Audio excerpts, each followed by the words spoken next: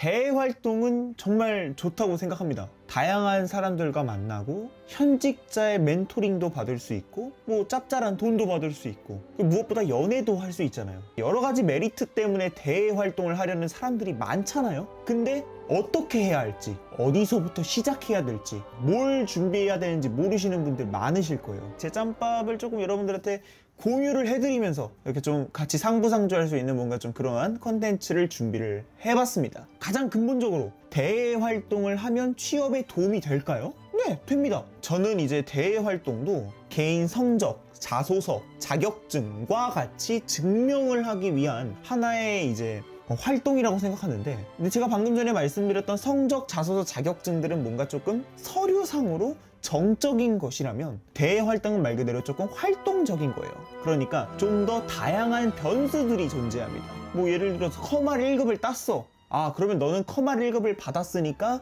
뭔가 엑셀이나 그러한 컴퓨터 활용 능력이 있어서 너가 잘하는구나 정도에서 끝납니다. 근데 땡땡 대기업에서 대외 활동을 했어? 그러면 얘가 이 기업에서 활동을 하면서 무엇을 얻었지? 그 무엇이라는 것에 대해서 다른 사람들이 다 같이 이 활동을 하더라도 해석이 달라질 수 있다는 거야. 그러니까 그 뭔가 그 해석의 차이에 있어서도 다른 사람들과의 그런 격차를 만들어낼 수 있다. 저는 그게 대외 활동만의 매력이라고 생각합니다. 나는 그냥 남을 이렇게 베푸는 걸 좋아해.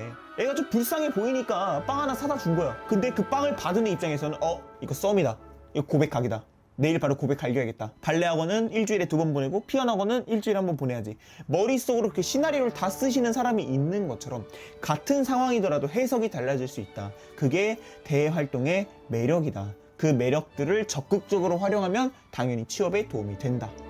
자, 그러면 그 대외 활동들은 과연 어디서 찾을 수 있을까요? 뭐 당장 인터넷에다가 대외 활동이라고 치면은 뭐 여러 가지 사이트들이 나옵니다만, 제가 추천드리는 사이트는 링커리어, 캠퍼스픽, 위비티 이 세 가지입니다. 특히나 저는 이제 링커리어를 적극적으로 추천을 드리는 편인데요. 무엇보다 이제 스크랩 기능을 적극적으로 활용하시면 아마 좀 더 많은 효과를 누리실 수 있고, 아무래도 링커리어가 조금 현직자분들이랑 조금 더 소통할 수 있는 소통 창구도 따로 마련이 되어 있고, 그리고 그 내부 채팅방도 있어가지고 뭔가 관련된 정보를 구하기가 수월합니다. 근데 또 이제 링커리어에만 올라오는 대외 활동도 있고 캠퍼스 픽에만 올라오는 대외 활동도 있어서 보통은 이 세 개를 다 돌려보는 편이긴 합니다. 좋은 대외 활동을 고르는 방법이 무엇이 있을까요? 이거는 이제 사람마다 다를 수 있어요, 이 기준은. 근데 저 같은 경우에는 일단 첫째, 후기가 많은 활동을 선호합니다. 저는 이런 것을 이제 보거랑 같다고 생각합니다. 보거를 처음 먹어본 사람은 당연히 운명을 달리할 수밖에 없겠지만, 보거를 계속 먹다 보면서 이 부위를 먹으면 죽는구나, 이 부위를 먹으면 사는구나 라는 것을 경험이 쌓이게 되면서 이제 그 보거라는 생선을 저희가 이제 완벽하게 마스터했잖아요. 대외 활동도 마찬가지라는 거야. 수많은 보거들이 그 대외 활동들을 맛보면서 이 대외 활동은 검증된 할만한 대외 활동입니다 라는 데이터가 남아있는 게 바로 후기라는 거죠. 그래서 후기를 많이 살펴보시면 좋을 것 같다. 근데 물론 일부 대외 활동은 이런 것들을 노리고 일부러 후기를 작성하게끔 하는 대외 활동들도 있어요. 그래서 그런 것들은 조금 그렇게 뭔가 의무적으로 작성된 것 같은 그러한 대외 활동들의 후기들은 어느 정도는 걸러서 보시는 것을 추천드립니다. 그리고 아까 전에 링커리어의 이제 스크랩 기능을 말씀을 드렸는데요. 대부분의 사람들이 스크랩 순으로 봐요. 근데 저는 최근 스크랩 증가 순이라고 있어요. 전 그걸 위주로 좀 보는 편입니다. 스크랩 순은요, 말 맞다나 모집 기간이 길거나 혹은 애초부터 인기가 있는 대외 활동들을 그것에 쏠릴 수밖에 없어요. 최근 스크랩 증가 순으로 올라온 그러한 대외 활동들은요, 최근에 올렸기 때문에 마감 기간까지의 기간이 널널합니다. 그러니까 오히려 좀 더 전문적으로 준비 기간을 가질 수가 있기 때문에 또 그것에서 이점이 있다. 그래서 저는 최근 스크랩 증가순이 빠르게 올라가는 것이 좋은 대외 활동이다 라고 이렇게 말씀을 드리고요. 하는 것이 많고 활동이 다양한 대외 활동을 좋아합니다. 아까 전에 제가 대외 활동이 성적과 자격증과 다르게 활동적이다 라고 말씀을 드렸죠. 같은 분위기더라도 누구는 썸으로 생각하지만 누구는 썸이 아닌 것처럼 같은 활동이더라도 해석을 다양하게 할 수가 있는 것이 대외 활동의 장점이라고 말씀을 드렸어요. 그러니까 여러분들도 최대한 다양한 활동을 해보는 것이 좋습니다. 저는 뷰티 브랜드에서 이제 나무 심기 봉사활동을 했어요. 누군가는 그 나무 심기 봉사활동을 통해서 ESG 경영에 대해서 직접 체험할 수 있는 그러한 경험이 되었고, 또 반대로 누군가에게는 나무 심기 활동을 통해서 뷰티 브랜드와 나무 심기 간의 그 상관관계를 자연 친화 브랜드의 이미지를 제고하기 위한 분석이다 라고 얘기를 할 수도 있어요. 그러니까 다양한 활동을 해봐야 그래야 다양한 해석도 가능하다. 그러니까 저는 이왕이면 활동이 많은, 물론 바쁠 수 있어요. 근데 바빠야 좋아요. 공고 같은 거 보시면 현직자 멘토링 혹은 현직자와의 교류 뭐 그런 것들이 적혀 있는 게 있어요. 그거 추천드려요.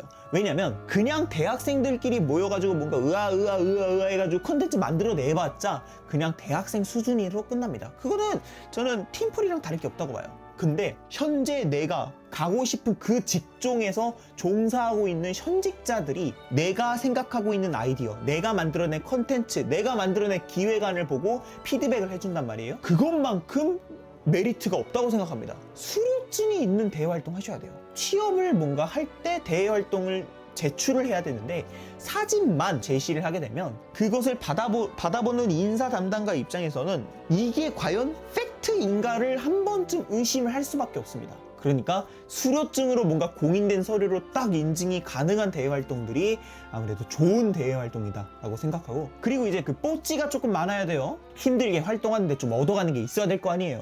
그런 것도 여러분들 당연히 좋고, 저는 1기 대외활동들이 굉장히 도박에 가깝다 봅니다. 모태솔로였다가 처음 연애를 하게 되면 보통 이제 쉽지 않게끔 연애가 진행되는 경우들이 있습니다. 물론 아닌 사람들도 있어요.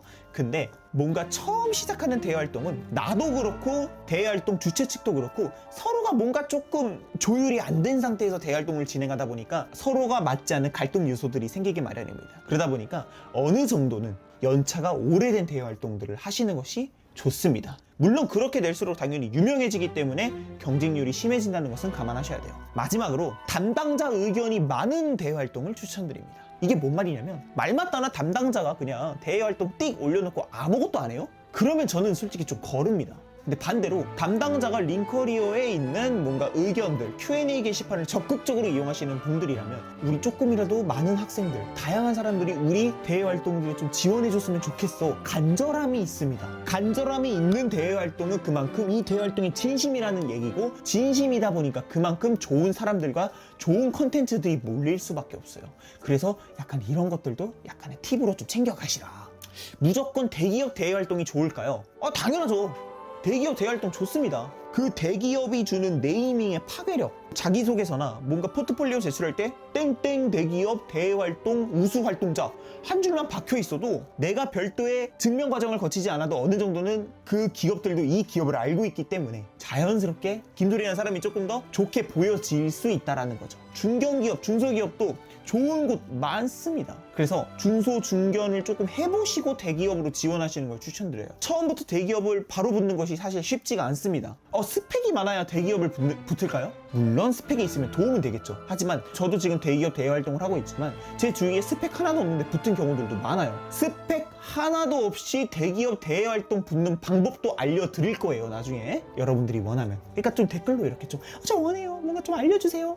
네, 그런 것들을 적어드리면 제가 이렇게 좀 같이 아무튼 그러기 때문에 이왕 처음으로 뭔가 대외활동을 처음으로 해보시는 분들은 중소 중견기업의 대외활동, 괜찮은 대외활동들 위주로 좀 해보시고 나서 대기업을 지원을 해보시면은 대외활동이라는 흐름을 어느 정도 이해한 상태에서 대기업 대외활동을 지원하는 것이 훨씬 더 유리하다. 이제 대외활동 합격 팁을 알려드릴게요.